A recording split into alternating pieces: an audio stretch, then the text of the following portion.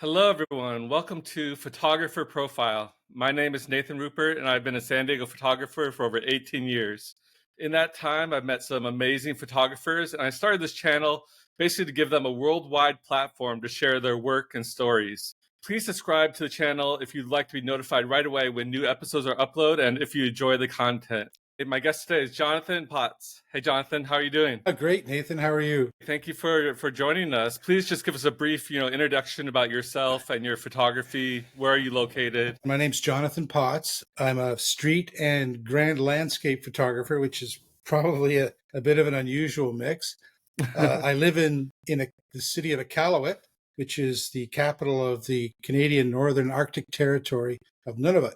So it's very different living in a very remote Arctic community. And it's been a challenge for me to adapt to the technological and environmental challenges of shooting in the far north. But it's been a journey, and How do you I've pronounce really that enjoyed it. city? How do you pronounce the city again?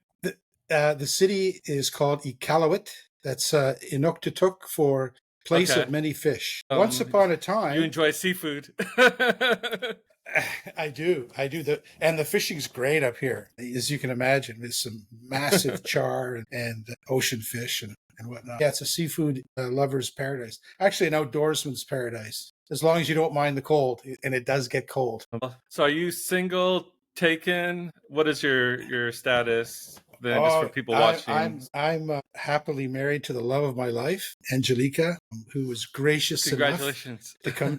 Thank you, to come to the Arctic with me. A lot of sane women wouldn't do a thing like that, but Angie's was up for the adventure. And if I'm being honest, I couldn't be here without her. You know, it's you give up certain things to work and live in the north, but if you have the right companionship, it's all good, right? So I'm blessed. And outside of photography, do you have any hobbies? I know there's a lot of outdoor type sports and stuff up there. I don't do a lot of outdoor stuff outside of photography. The short summers we have, the mosquitoes are beyond biblical, just insane. And they really spoil the enjoyment getting outside. The season's short. They're only around sort of from the end of June until our first hard frost in August. But they are vicious and ruthless, and their numbers are beyond imagination. So that kind of wrecks the summer, especially if it's been a wet one like we've had this year. And the winter um, can be very severe. It's hard on the equipment. You know, most camera gear isn't rated below minus 20 degrees Celsius, and most of our winter is well below that. So, the months of May and June, which is typically spring and early summer in the south, is our late winter here, and are pretty good for shooting outdoors. There's a lot of activities, a lot of great light. I tend to get out more during those months. The deep cold, if I'm in one of the remote communities, then I always have my camera with me. I'll do some shooting, some location stuff, you know, the local architecture, the various things. Quite often, it's the further north you go, the shorter the day. So if we go about 800 kilometers north of here, we're into, in the wintertime, the midnight, it's complete darkness in the wintertime and all day sun in the summers. That creates some kind of unique opportunities and challenges as well, depending on the time of year when you're in a location. I did not know they had mosquitoes up there. That's good. That's good to know. Yeah, they're everywhere. Anywhere where there's water, I think you're going to find mosquitoes. The ones we have here they're not particularly fast. They don't move very quickly, but they're almost the size of sparrows. When they get a hold of you, they need a lot of blood. And like I say, the numbers are amazing. It just, I've got some photographs of a picture that my wife took of me. She's walking behind me, and I've got my tripod and a camera bag, and I've got my hood. I'm wearing a Gore-Tex jacket, an Arc'teryx Gore-Tex pulled over my head, and my whole back is just covered with mosquitoes. They're trying to bite through my camera bag, swarming around my head. We made it about a kilometer up a small river to take some pictures of a falcon that was nesting. And I lasted about a half an hour before I got frustrated. I just had to go. I couldn't take it anymore. Angie she's fortunate in that the bugs like me more than her. I don't know why that is. All she has to do is stand beside me, and she's okay. But on that occasion, they were so bad that she was actually complaining. So we had to book it back off the tundra and go back to town. I Now I didn't get a want you to picture get of the macro falcon. lens and take some pictures of these things. Oh yeah, that's a good idea. The tundra itself is actually really beautiful. It's growing up in the South, I'm used to old growth forests and reforestation, and you think in terms of the landscape of a mature landscape with lots of trees and bush and so on. You have the same kind of thing in the Arctic, but it's only about an inch and a half off the ground, and we don't have tall trees. We have these tiny little willows, and the amount of diversity and the wildflowers and different types of berry bushes like blueberry and lingonberry, cranberry, bearberries, all kinds of. A lot of people do berry picking starting probably in about another couple of weeks. They'll be ready. Yeah, there's lots of things that Who knew there were grow that on the many tundra. berries? Yeah, oh, yeah, incredible! And like any south-facing slope will just be covered in them. How did you get into photography? Would you consider yourself professional, amateur? Yeah, I'm a pretty modest guy. I would say I'm a definitely an amateur. I don't make a living from photography, so I guess I would have to say I'm an amateur. But I've been working hard at it for quite a few years now, almost 10 years. And I think I've reached a Okay. level of proficiency that I'm pretty comfortable with. There's still lots to learn. I remember when I started out, I thought, okay, I'll take 5 years to master photography and then I'll move into film, like movies. Well, Yeah. I'm not even haven't even taken a bite out of the universe of photography yet, so I don't think I'll ever make it into movie making. And just the more I It's a learn, the more lifelong learning. Oh yeah, and as the technology is advancing so quickly and offering so many more opportunities to explore, a much shortened learning curve, other genres, and like you mentioned macro photography. Like I've done very little of that, but it's with the equipment that you have available now for focus stacking and so on, the technology in Yeah. Photoshop and so on, it's just so much easier, right, to get into these types of photographic rabbit holes and just develop some expertise and feel good about the work that you can accomplish without having to go to university photography. So I was going to say, ask how I got into it. In my work, my previous employment, I was involved in certification of electrical equipment. I would used to write a lot of reports, and I would have to take photographs of the product that I was looking at. And it might be anything from a massive machine that makes ozone for wastewater treatment down to a light fixture, a custom-made light fixture. So I got to see all sorts of different equipment, and I would have to take photographs of these things. I was using a little Canon point and shoot, a power shot. I was taking a lot of photographs, and after a while, I kind of developed sort of a sense of simple composition, and I would look when I was choosing pictures. I go, oh, I like that one. That's kind of nice. Or maybe I should have tried to get better light on that. And it just it became an interest of mine to kind of pursue the better photograph using very rudimentary point and shoot technology. I mean, this thing couldn't shoot RAW or anything. It was just taking JPEGs. And then Yeah. my beloved dog, Alistair, developed cancer. And I thought, okay, Oh no. I'm going to have to yeah, he was a great guy. I really enjoyed it. Probably the best dog in the world. If anybody thinks they have a better dog, they're mistaken. Alistair was the best dog in the world. Anyway, I thought I've got a limited amount of time left. I want to take some pictures of my dog. And he became my favorite subject.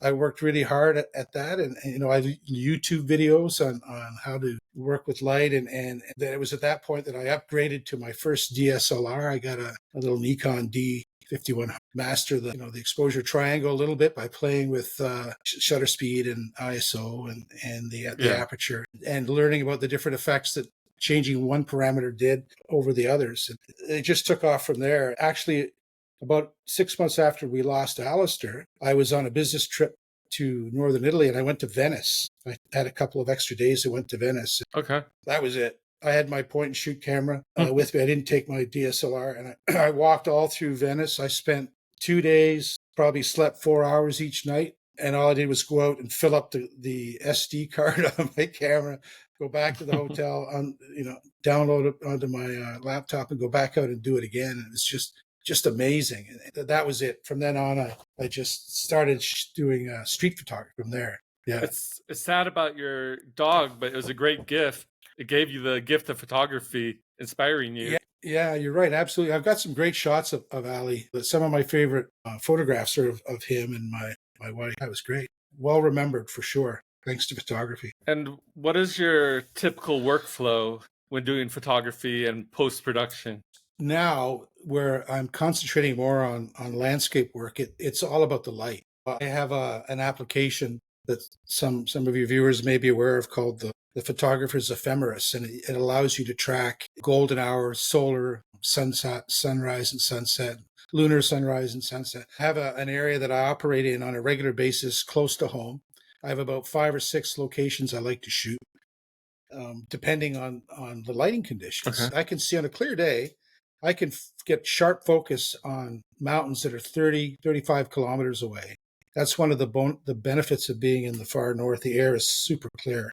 But unless the light Yeah. is optimal, you got to have the right angle to cast shadow and create some depth between the various layers of mountains. There's no point doing it. Like initially, I shooting at everything, but now I'm very particular. That's the first thing. I kind of have a shooting plan. I'm going to do a waterfall. I want to do nice. it under certain lighting conditions. I want to maybe do a 1/7 of a second exposure, a 1/3 of a second exposure, a 3-second exposure, and then maybe some really sharp, crisp shots. Light dependent. And the light doesn't move too quickly up here. It's not like shooting on the equator. We get a fair amount of time. Like golden hour really lasts about 2 hours, which is great, because if it's broken cloud, you've got a pretty good shot, pretty good opportunity to get what you want. You just have to be patient. So I'll shoot, and then depending on how I feel, I get excited sometimes, right? If it looks like I'm going to get what I'm thinking I'm going to get, I'll just right away, I'll just upload it into Lightroom, or and you just look at the contact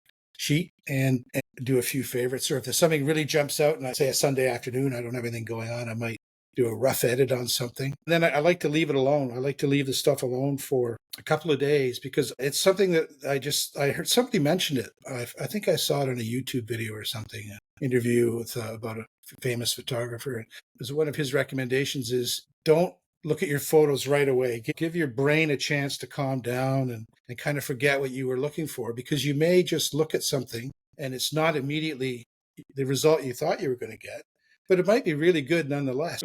And then you find something that's kind of what you want, and you work on that. And if you leave it alone and allow your mind to clear and go in and look at your shots with a fresh eye, you're going to quite often, certainly in my experience, find something, a diamond in the rough, if you will. It's just something, wow, that's great. I didn't anticipate that. Or, something as simple as a bird's on a rock and in the edge of the frame with the lights hitting it just right. Like I wasn't expecting that. It just happened to be there. I wasn't even looking at that part of the composition when I took release the shutter, and there it was. So I think I try to do that when if I like something, then I'll polish it a little bit. I'll work with maybe more in the past than now. I'm becoming more of a purist as far as the color as I develop in my landscape work more. In the recent past, I would work with hue and tones to try to be using the basic rules of composition to accentuate and try to move the viewer's eye through the frame to guide them into what I saw and what I would like them to see. But I kind of moved away from that now.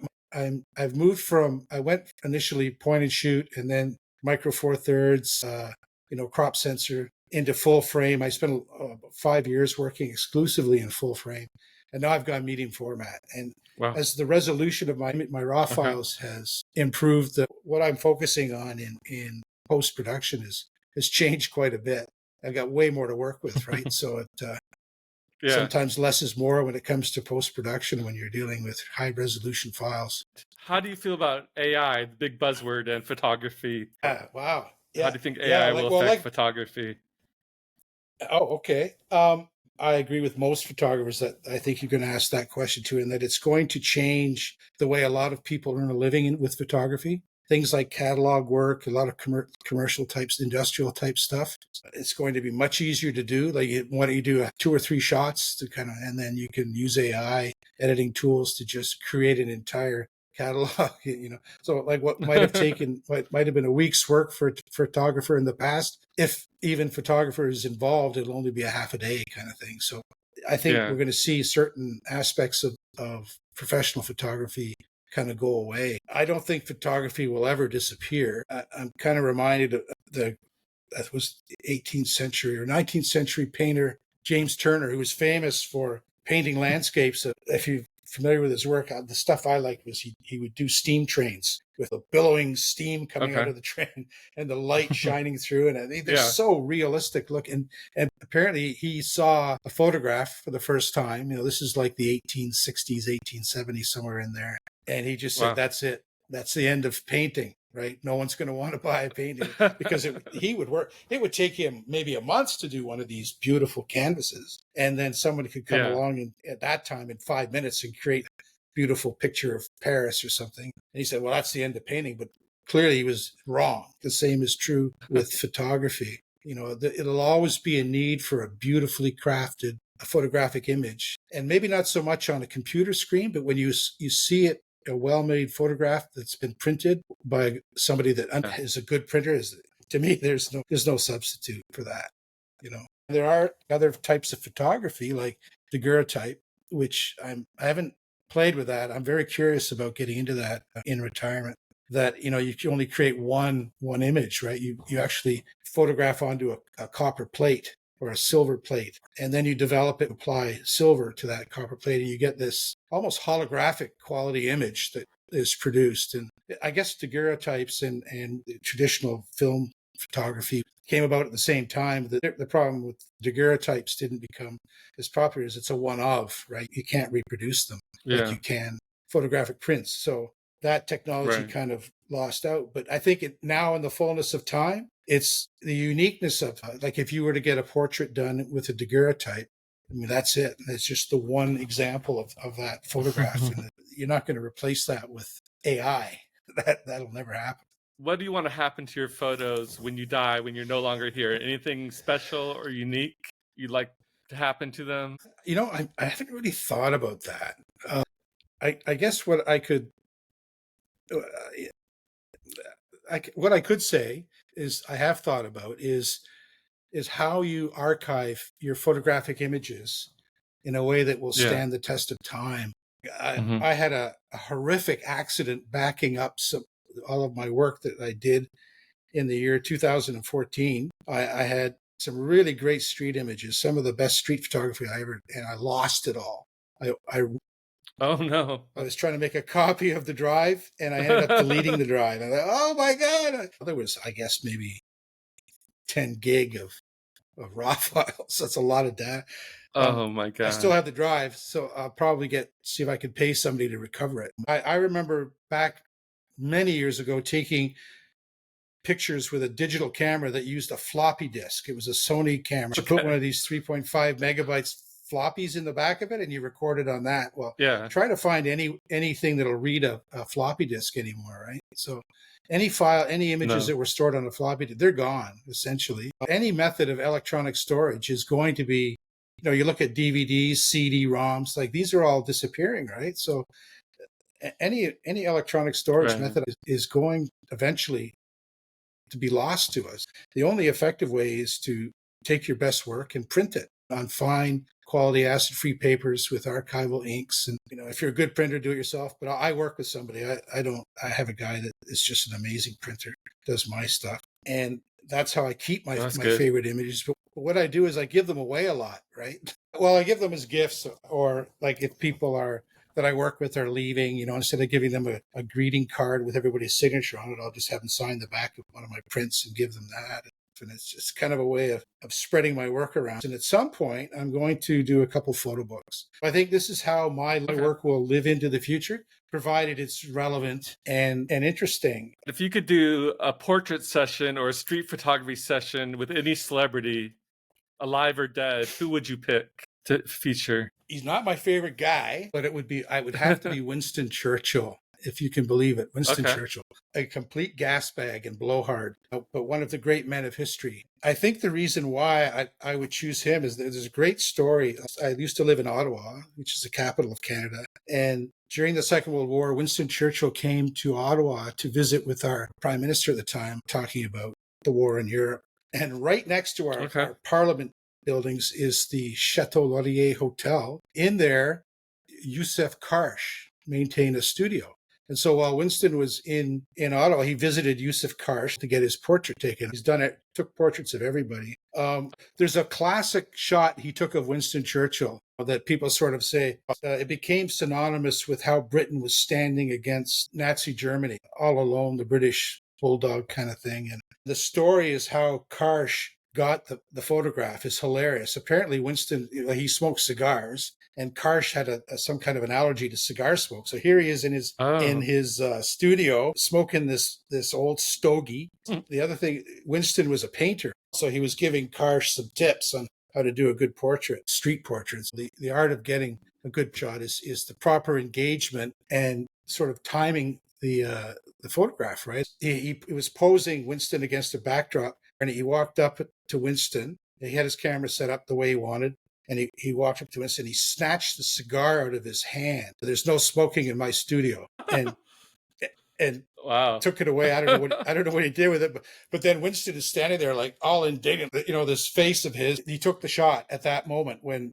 Winston Churchill was expressing that he was angry and disappointed, a little bit childish. And to me, like, wow, I mean, that photograph, it became like it was in all the news, the effect that it had on the course of history, showing everybody that this leader of Great Britain was an old bulldog and determined, right? And in actual fact, he was a petulant child of having his cigar stolen from him at that particular moment. It just reinforces what Gary Winogrand said, that a photograph is a lie, right? That it's how we interpret it that matters. Yeah, it's one of my favorite stories of the history of photography, for sure. You sent me a lot of your photos ahead of time. I'm going to go ahead and share them now. You can talk me through them. Okay. Can you see that photo there?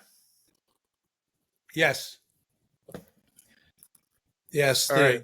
Go ahead and talk me through this photo that you took. I call that picture Distracted. I took that with my D5100, and I was walking down Eglinton Avenue in Toronto, actually with my dad and my youngest brother. My youngest brother had his point and shoot, and my dad had a D90, I think, and we were just out on a photo safari. I just happened to walk past the window, and the light was right. I saw this reflection. I tried to use the mullions in the window. I tried to evenly distribute those to frame the couple, but I didn't want to spend too much time. I wasn't going to dance around and get it perfect. The mood was good. I took the shot, and what I saw, and what I hope comes out in the image, it might just be a pause in the conversation, right? I mean, you'll never know. But to me, he looked like he was kind of bored with the date, and she was maybe trying a little too hard, leaning in, like trying to get his attention. He'd sort of already checked out. And what symbolized that was if you look behind him, the reflection of the vehicle. He's already in his vehicle. He's leaving. He's not into this date. That was probably one of the earliest additions to my portfolio. You did great job here, keeping the verticals straight, and I like the black and white for this shot versus color. If he'd have been looking at me, it wouldn't have worked. If she wasn't leaning forward, the shot wouldn't have worked. There's so many things that could have been different that would have just detracted from it. But I'm quite pleased with that. It was good. That was definitely a keeper. Okay. Now talk us through this day. Looks like chaos. I mentioned earlier that some of the images I've taken are of places that no longer exist. This Lou's Boot Corner, that's gone now. I think it's a small restaurant in there. It used to be a place in the Byward Market in Ottawa where tradesmen would go to get work clothing, safety boots and that sort of thing. And right next door is this Beaver Tails, which is a place that they serve this dessert type thing. It's like kind of like a cross between a pancake and a strudel. They put whipped cream on it and sounds delicious. Fruit and also, it's sinfully good. They just opened a franchise here up in Iqaluit, believe it or not. We haven't been to it yet, but my wife and I are definitely going to go there. This is in Ottawa. What happens in Ottawa is you get these ridiculous cloudbursts. They just out of nowhere, and they only last about 10 minutes, but it's a real downpour. And there's usually a lot of wind associated with it. This woman you see sort of on the third line, she was a busker doing opera, singing opera. Beautiful voice. Oh, wow. A little tin can in front of her. That was for her people to put money in for her. This was one of my early full frame shots with the D800, and very detailed. I shot it like 800th of a second or something. So it's super sharp. And if you zoom in, you can see the faces of the people. Cold rain is hitting me, and you see the dog trying to get underneath the table, and the guy running across the street. And I took a series of frames here. I was actually fortunate. I ducked under a tent, one of these market stall tents that was temporarily set up, and I was able to get these Yeah. shots. You can see her umbrella was inverted by the wind, and like people were laughing at it. It was kind of sad. Like, and Oh she gathered up gosh. all her stuff, and she ran off actually and left her can behind, and then realized what she'd done and Oh. came back to get it, Oh her wow. can. I think somebody shouted to her, "Hey, don't forget your money." So she came back and got that. But I think yeah, no, this is I think you this is did a great good on shot. you did good on the rule of thirds in this picture with the two men and the women. I'll admit this isn't straight out of camera. There was a bit of a crop here. I forget what focal length I was using. It was probably 20 millimeters, 21 millimeters, somewhere in that, maybe 24. I cropped a little bit just because I believe in particularly street photography. You got to eliminate distraction. You're responsible for everything that's in the frame, and you have to remove distraction. So yeah, that's one of my Oh my favorites. gosh. Let me share your next one. Beautiful landscape. Can you see this one? Certainly an iconic view. There's a community. It's about 2.5 hours or 2 hours flying time from Iqaluit, almost straight north, at the Okay. mouth of a fjord that opens out onto Cumberland Sound. And the community used to be a whaling station back in the days of whaling. It's been inhabited by the Inuit ever since, and it's now one of the settlements in Nunavut. It's not a very big community. There's about 400 people living there. It's really hard to get in and out of it because it's in a fjord. And at the top of the fjord is the Baffin Island ice cap. It's a massive glacier. You get cold air draining off that glacier down into the fjord, and it can get very, very windy. I've actually seen a shipping container blown over by the wind. I was going there on Dang. business. I had to look at some installations. I took my D4S with me on this one with an 85 millimeter prime lens. This is a shot I got at the water's edge on the left side of the frame. That's Cumberland Sound. Yeah. It's a very large bay. The fjord Okay. gradually narrows as you move to the right. It's about 100 kilometers long, the fjord. This was taken just after noon. You can see this is sunset light. We refer to as alpenglow, right? It's just the sun's rays are almost horizontal. I was told by some of the local people that I probably had the best light that anybody had seen for 10 years on that day. I just got 10 super years. lucky. And another guy that I was talking to who was an amateur photographer as well, and he said he's been trying for 5 years to get a decent photograph, and he never saw light, anything like that. And there it was. I mean, it was just beautiful. This is an example of how you can manipulate tones and hue in Photoshop a little bit. And the temptation is there to do that. This frame, I think, is stitched together. We shot in portrait aspect, probably 6 frames, Okay.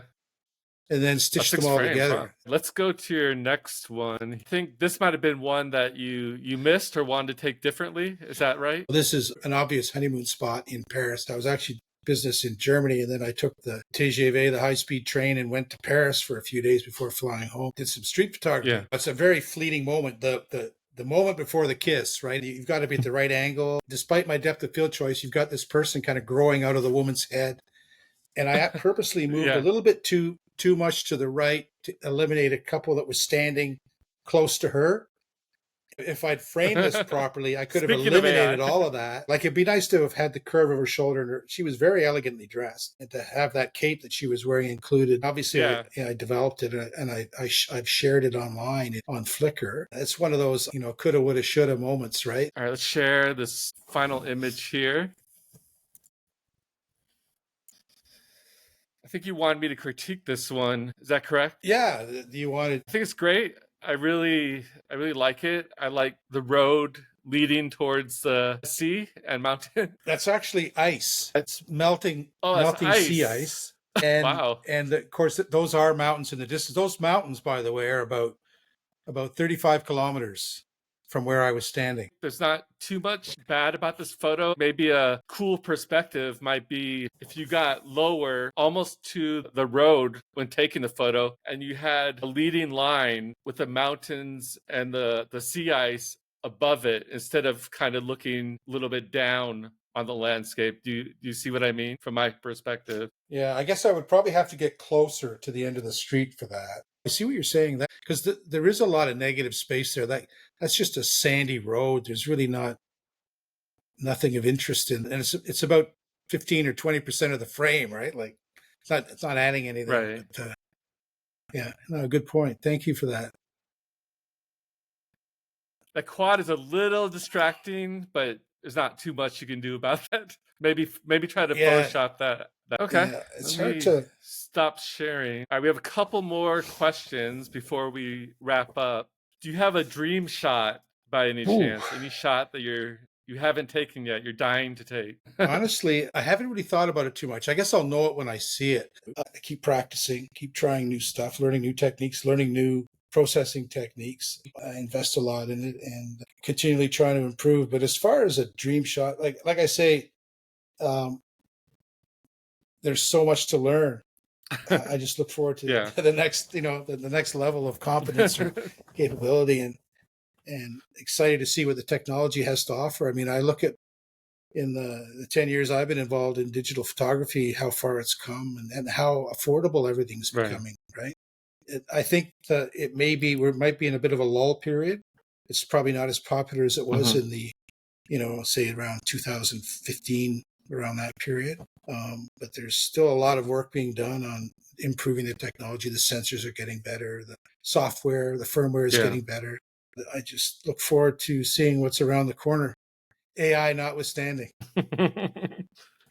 And do you have any weird, wild, or crazy stories in terms of your photography adventures or through meetups or anything like that? I wouldn't say any weird or wild. I have had the opportunity to meet some very interesting people as a result of sharing an interest in photography.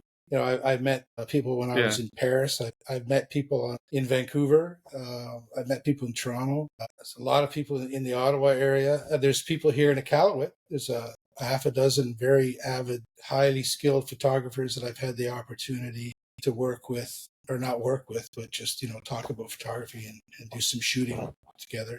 It's been a very interesting journey. The interest in photography seems to be that genuinely interested in human beings. You know what I mean? Like the human condition, or documenting what people do. It seems to me to be a common characteristic amongst photographers. I'm not saying that we're all like that, but I think there's the Right. bell curves tends to skew towards that type of personality amongst photographers. So yeah, no, it's been interesting. Yeah. Any final thoughts, questions for me before we wrap things up here? Well, I'd like to give a shout out to you, Nathan. I think your mission is awesome. I Oh, really like what you're doing. thank you. Power to you, brother. I've watched all your videos.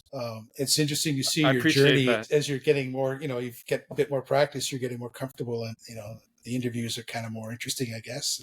But again, the whole idea of what you're doing, and bringing people out of the shadows and exposing them to the public, I think is uh, a wonderful idea. Great, it's a worthy mission for you. How's it going anyway? Are you having fun with this, or is it becoming more work than? I've had the gamut, some audio issues, some video issues, a great learning experience.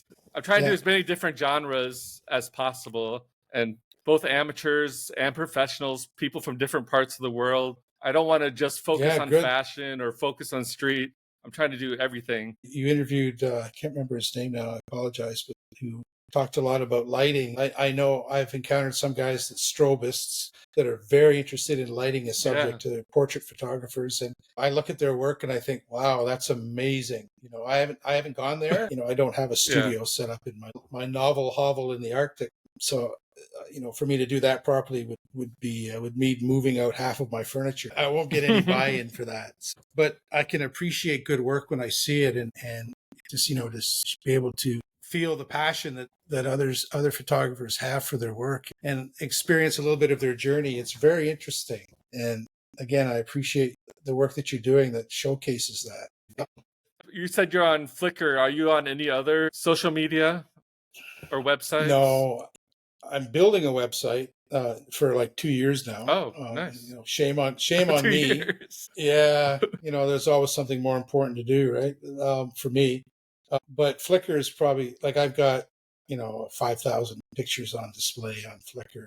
It pretty much showcases all of my travel photography and street and landscape stuff. So if people are interested in looking at my stuff, that's probably the best place. So that would be Flickr photos, saw that, SAW_that, THAT would be how to get through to me. I'll put a link in the description to your Flickr as well, so people can easily.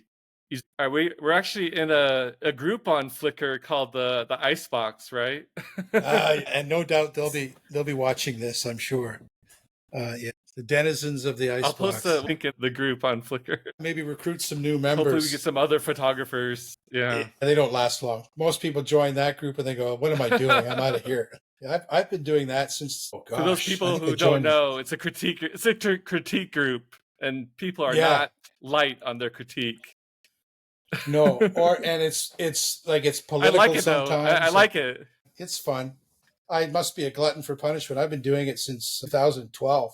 I've always got a photograph in there for someone to critique. And, I've set a goal. It makes you a better photographer when people point that stuff out.